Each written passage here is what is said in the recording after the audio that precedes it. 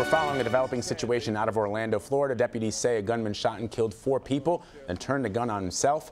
Here's more from the sheriff. This morning at the Fiamma Incorporated business that you see just behind me.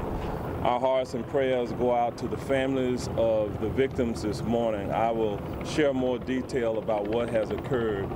You will be hearing from myself as well as Mayor Jacobs in just a moment. Then she will be followed by Representative FDLE, the Florida Department of Law Enforcement, and the fire chief who responded to this emergency this morning. But let me just share some details with you.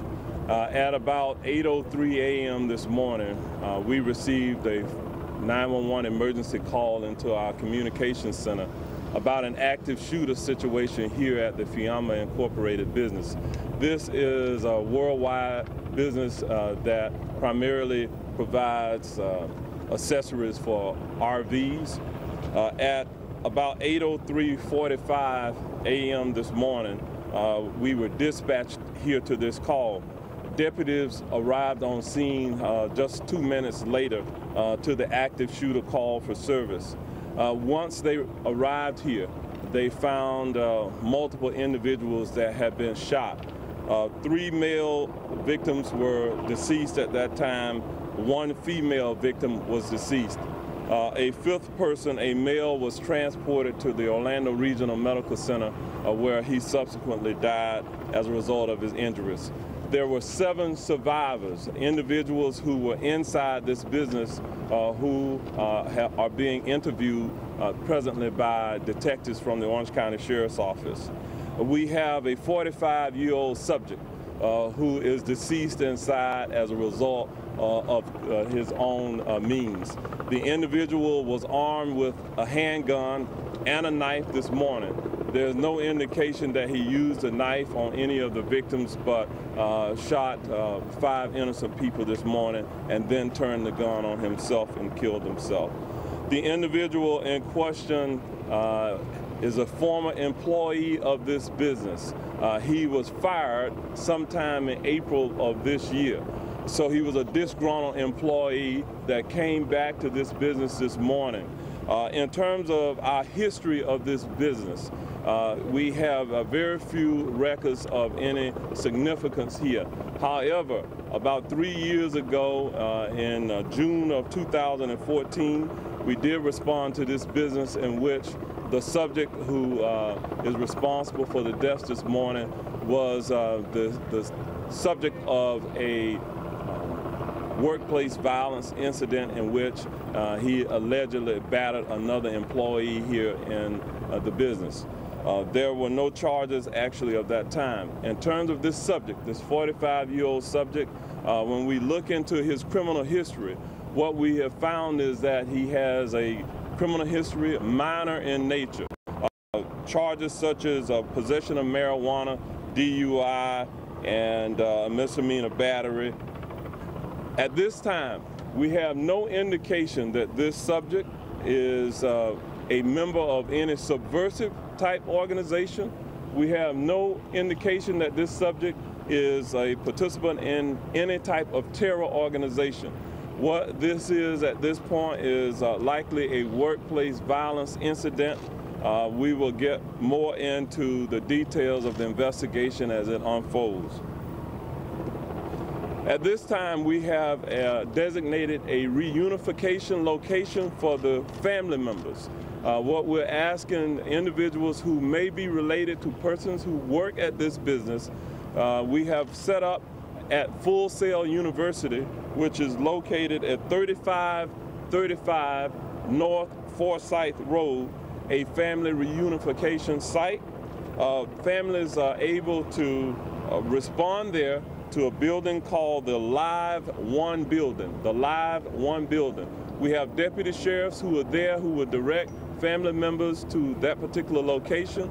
We also have a phone number that has been set up for individuals to call should they wish to receive information. The phone number is area code 407-679-0100, extension 3087. And I'll repeat that, area code 407-679-0100, extension 3087. At this point, I'm going to ask Mayor Jacobs to come up. She's going to make some statements from a community perspective. She will then be followed once again by the local representative of the Federal Bureau of Investigation, and then the special agent in charge of our local Florida Department of Law Enforcement, and then Fire Chief Otto Droyes will come forward. We will then take some questions after they speak. Thank you, Sheriff. First, I wish to express my regrets, my sympathy, my sorrow for the family members and the friends of those that we lost this morning. Unfortunately, we've seen this play itself out in our community and in other communities across the nation.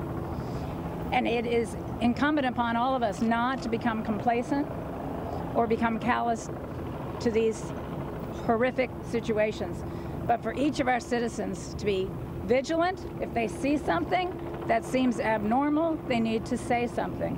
I want to commend Sheriff Demings and his entire team that stands behind us, our first responders, for their swift action to be on site and to assess the situation as quickly as possible. One thing we know about Central Florida is we have expert law enforcement men and women, and we have a community that cares and that has shown that compassion time and time again.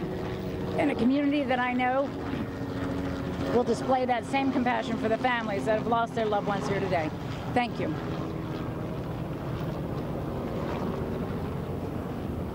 Hello, ladies and gentlemen. My name is Ron Hopper. I'm the Assistant Special Agent in charge for the FBI here in Orlando. Obviously, our thoughts and prayers go out to the victims and family members of this tragic incident. Nothing really to add other than to say that as we would in any active shooter situation, shortly after the call came into the Orange County Sheriff's Office, the FBI responded in force as we would in any active shooter situation. We will remain with the Sheriff's Office until our resources are no longer necessary to help them complete the investigation, and we always stand shoulder to shoulder with all the men and women of law enforcement here in Central Florida, to include FDLE, OPD, and obviously the Orange County Sheriff's Office. Thank you. Thank you. Good morning. Danny Banks with FDLE. Proud that FDLE responded here with the FBI to support the Orange County Sheriff's Office. Again, our role is to come out today to try to evaluate, was this related to a terrorism incident? What I'll tell you is, whether it's a terrorism incident or not, which we do not believe it is, it's still an incident of violence in our community. So our hearts and prayers go out to the families of the victims in this incident. I'll give great support to the sheriff and his staff. We know we've lost several individuals due to violence, but 7 other individuals' lives were saved by the quick actions of the Orange County Sheriff's deputies that got here within 2 minutes of this incident occurring. I think that's an important recognition we give those deputies and the members of the Orange County Sheriff's Office. So we're glad from FDLE to continue to support the effort here in the reunification of the families and ensuring our community that we still have a measure of safety that we all have to be a part of, and we'll continue to champion this cause of see something, say something.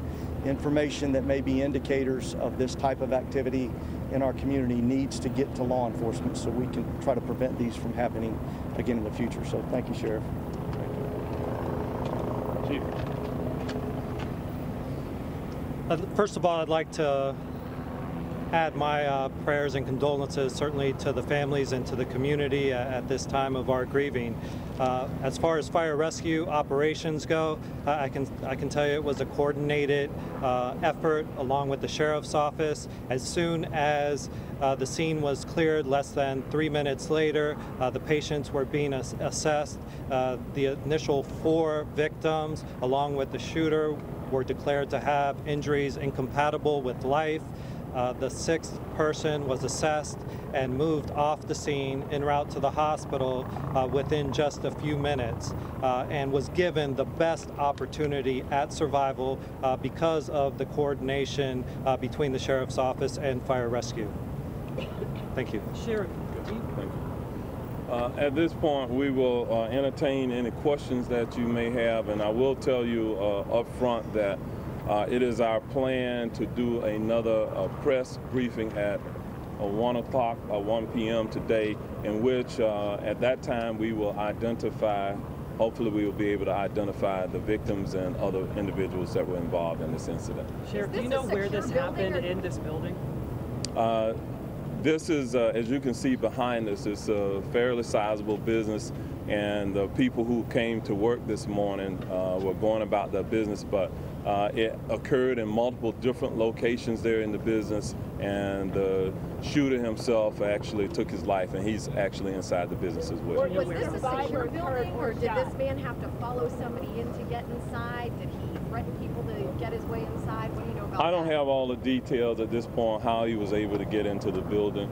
We are interviewing the surviving witnesses at this point, and we'll better understand that and perhaps brief you at 1 p.m. Were any survivors hurt? Were any survivors shot or hurt? Any survivors shot or hurt?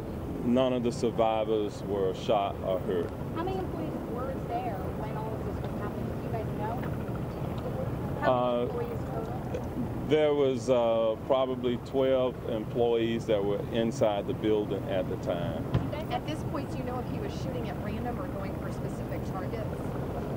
Again, we're debriefing the eyewitnesses at this point. Just to confirm, there are different victims in different rooms, correct? We have multiple victims that are still inside, and we're going through that crime scene at this point. Again, once we know more about what is occurring within the crime scene, we will share that information with them. Are you able to speak to the level of response here? You know, you have multiple agencies, the FBI included, especially the fact that it's 1 week before we mark 1 year since this nightclub massacre, terrorism, of course, being on a lot of people's minds. Well, we're all on a heightened alert here in our community, as well as across America, across the globe, because of many of the incidents that have now happened in the United Kingdom. So this is one holy period of time during Ramadan, in which we within the law enforcement community, both federal, state, and local, have increased our concerns and our response and our analytical capabilities during this period of time. So we cannot again connect this incident. It appears that this incident has nothing to do with any global terror activities. And Sheriff, do you know if the suspect killed the person he was accused of battering back in 2014? It does not appear at this time, the preliminary information I've received, is that the person that he battered in June of 2014 or was accused of battering is not one of the victims today. Sheriff Stebbings, you've laid out that he's had a history. You just spoke about it at this location in 2014. Since he was fired or let go in April of this year, has he made any threats, or did he make any threats to this business or the people in that time period? We have no reports of any specific threats to members of this business or otherwise. This is an internationally owned business. I'm told that the ownership group, they are Italian. Some of them may live in Italy itself, and then one of the principals, I believe, lives in Boston. So that's the connection. What's his name? We will not release the name at this time. We're still going through that process of notifying appropriate family members, etc. So at 1 p.m., it will be our goal to release the names of the people involved. And do you know about the motivation behind this? I mean, you said it's an instance of workplace violence. Can you give any more details about that? Well, obviously, this individual, the subject that was involved today, the shooter, was carrying a gun and a knife. He had formerly worked here, was fired because of different activities here at this business that I won't get into at this time, but because he came back to this business and shot people who he had formerly worked with, it is akin to a workplace violence situation. All right, thank you all very much. 1 o'clock, we'll come back. Mayor Jacobs, can we get a question with Mayor Jacobs? Mayor Jacobs, can we get a question, please? Just want to know, in the last 1 year ago was the Pulse shooting. All right, if you've been just following along with that press conference held in Orlando, Florida, the news, an ex-employee kills 5 people, then takes his own life.